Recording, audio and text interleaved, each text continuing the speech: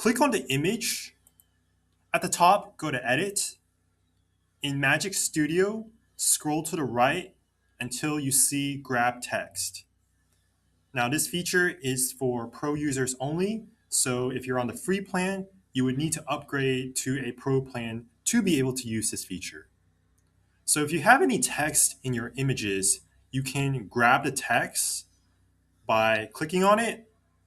Here, Canva has already identified the text in my image. So I just click on it and then I click grab.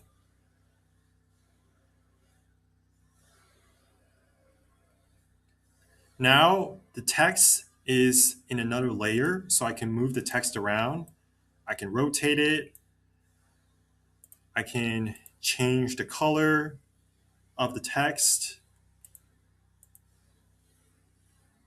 I can add some effects to it. I can curve it.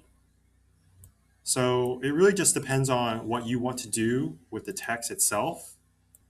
So if you have any questions or comments, be sure to leave it down in the comment section below. If you enjoy my videos, consider subscribing to my channel. Thank you and have a great day.